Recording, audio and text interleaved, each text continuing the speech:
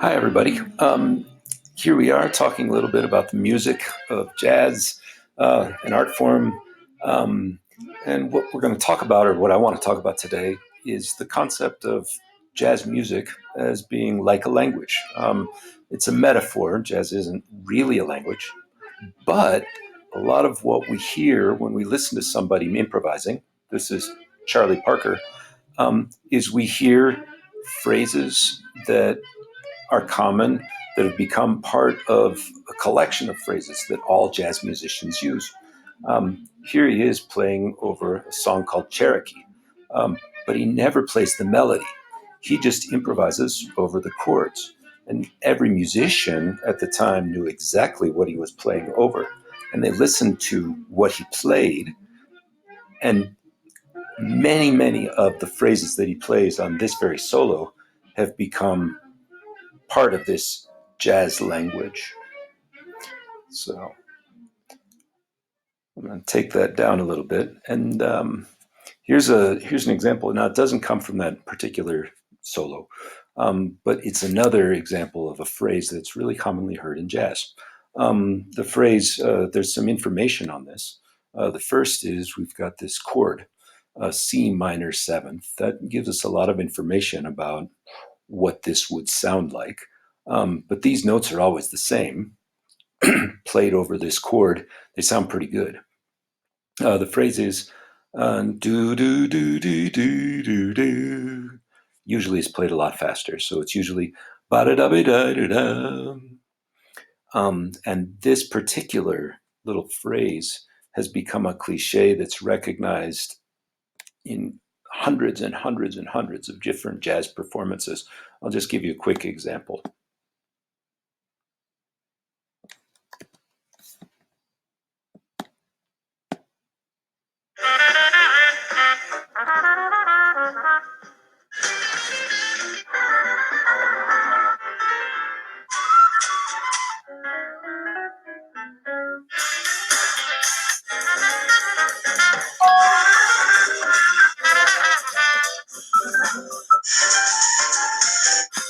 You get the idea. And so we've got this one phrase, and it keeps on. Somebody wrote it down, and now somebody just puts it out there so that everybody can learn it.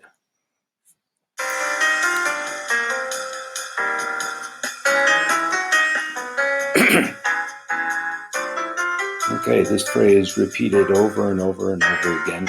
There are 12 keys, so here it is played in all 12 of them.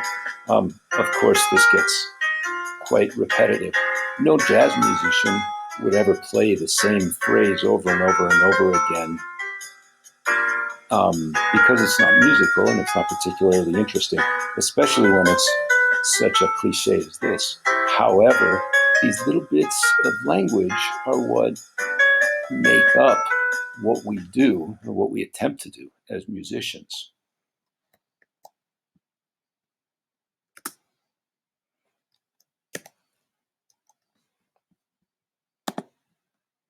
So here's some comments on this little lick that I think are pretty funny.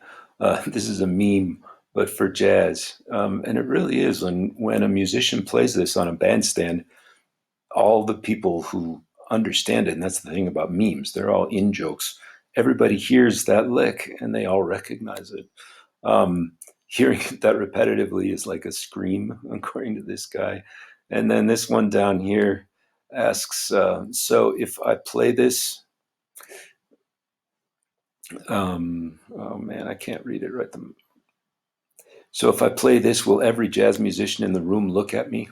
Will I summon the ultimate power of jazz? And the answer is, well, if you play it in the right place where it sounds good, people tend to notice. So that's kind of neat.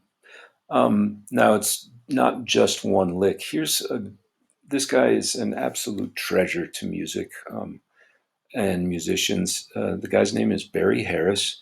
This is probably 10 or 12 years ago, maybe even 20 years ago. I'm not sure. He's in his 90s now. He's still in New York City. He still gives people lessons every week. I think it's on Thursday nights. You can go to a particular place, and he's there giving a clinic on how to play jazz. This is a university, a music school in, I think it was in Denmark. And here he is giving a lesson to somebody. And look at the way he talks about the playing. And he's talking about Charlie Parker, who he played with.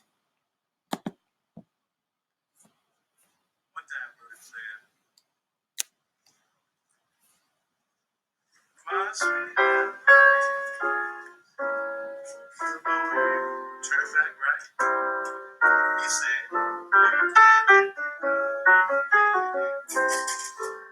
see, Bird played tenths. He played ninths. He said, play on the tritone of C, F sharp 7, play tonic, fifth, ninth. I don't like to call it ninth, I call it second. Tonic, fifth, second. I don't think it's nothing over an octave.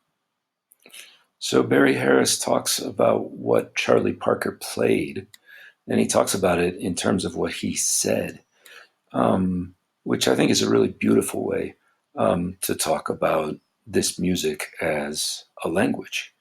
Um, Here's a different example of him. He's working with a couple of horn players, and we're back to that song Cherokee that I was playing for you at the beginning.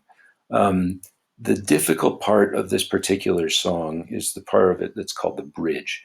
And on the bridge, um, what happens is it goes through some keys that we don't usually play in. And it tends to be very fast. And so what we have to do is play coherent language, but we have to do it while thinking in multiple keys and moving quickly. So what he's doing is he gives them a good phrase, and then he forces them to take it into different keys. Check this out.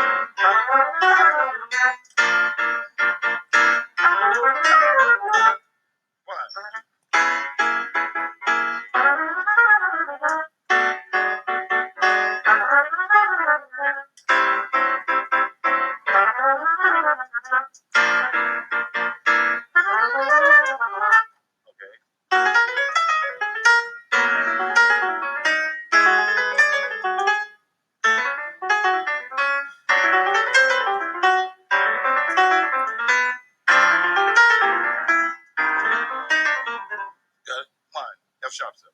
1, 2, 1, 1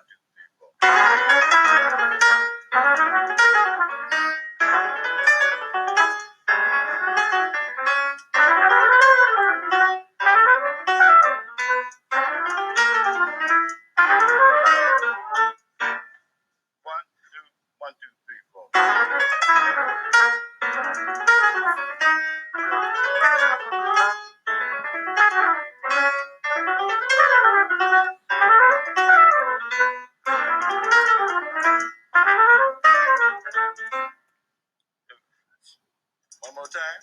1, 2, 1, 2, 3, 4.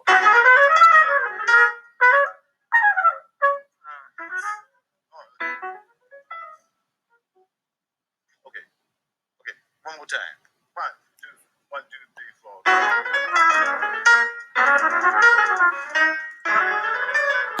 You get the idea. This stuff doesn't come easily. The guys that are doing this are actually pretty good musicians, and they're having a hard time keeping up because it's difficult. Another great player, a guy named Jackie McLean, who's since passed.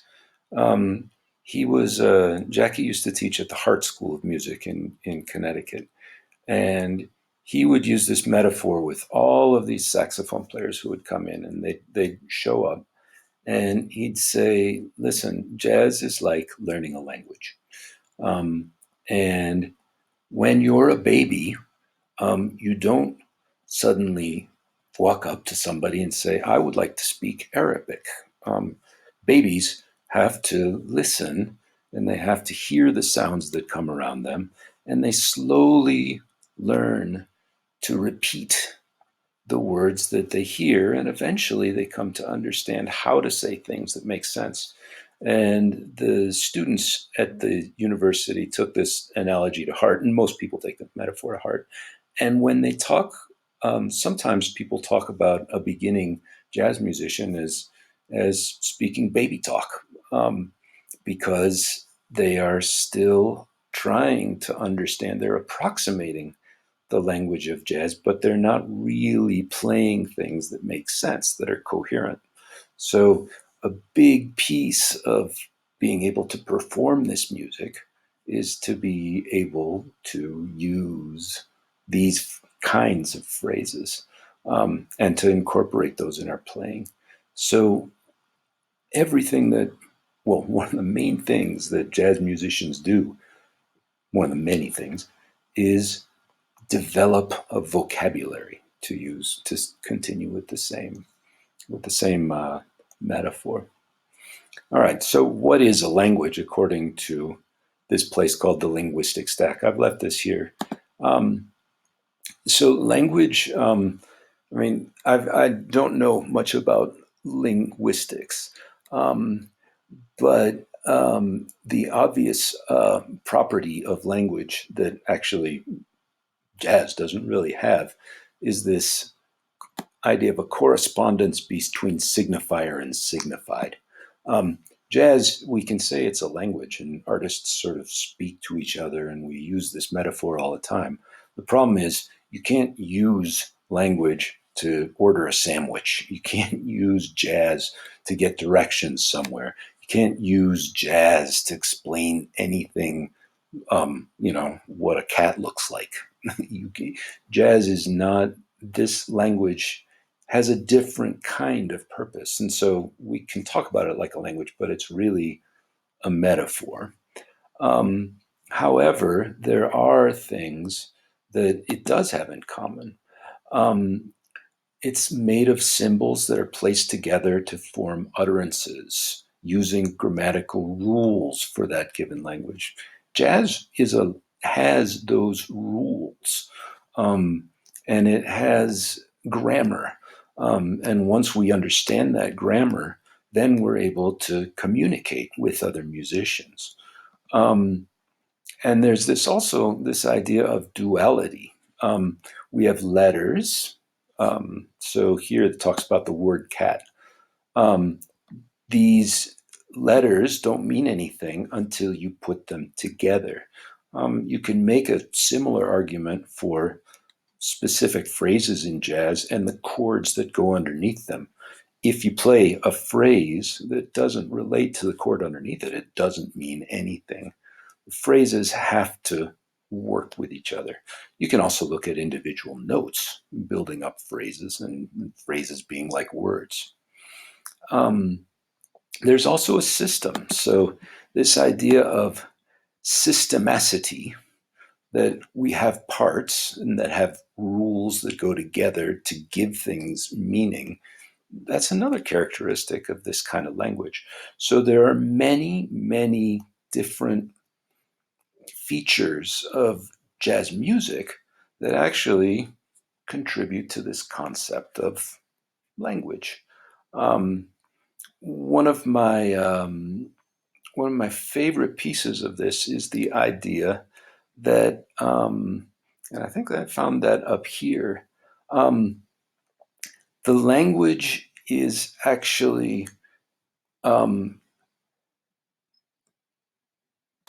a product of ontogenesis, the idea that humans speak it first and then are taught how to write. Now, this isn't true of your second language, but for jazz musicians, we generally, and most people who grew up with this music, they could already sing it before they could write it down or transcribe it or play it. Um, but it goes back and forth. We learn things by ear and then we repeat them and then we're able to combine them with other things to make things original and fresh. So there's some connection to language. Um, we could also apply this concept to dance. Um, Dance, I mean, clearly we have all these French terms that define certain positions in ballet and also that define movements in ballet. And those collections of movements form famous choreographies. They form movements that are recognizable by dancers to other dancers. And so jazz is in some ways, I think, of like dance has a visual characteristic that's not unlike this language of musical notes that jazz has. Understanding that we have this metaphor for this art form, um, we can pull out a couple of knowledge questions that I find kind of interesting. The first one that I thought of is it possible to have knowledge of an art form without being a practitioner or student of it? In other words, can I say that I know jazz music if I haven't studied it, if I haven't learned this language, if I'm not aware of it? One could say, well, I can go to a ballet and really enjoy it. And having been to that ballet, I've experienced it. I remember maybe something of what it looks like. Um, And does that qualify as some kind of knowledge? The feeling that I have, the happiness that I get out of watching that performance. Um, it's probably not as big for me as the joy and the happiness I get out of seeing master practitioners of jazz music perform. But I think that somebody can listen to a great piece of music and enjoy it, not need to know it. Um, but then, can we call that joy, that feeling that the person has by listening to something beautiful, can we call that knowledge? A second, what qualifies as original art or original expression or original knowledge if it is defined by set structures, rules, and vocabulary? In other words, if all jazz is a collection of phrases that have been used over time, that are repeated so many different times in so many different ways, what is it about a performer that makes that performer's work original? Is it original knowledge? Is it new knowledge? Is what when a jazz performer gets up and improvises, is that performer sharing new knowledge? Is he sharing knowledge at all? Or how do we decide if that repetition of ideas, of phrases, of cliches, of musical memes, if that's really art or if it is knowledge or if it's something else. Anyway, I hope you've enjoyed this little presentation. Enjoyed thinking about it. Um, and, well, uh, enjoy the music.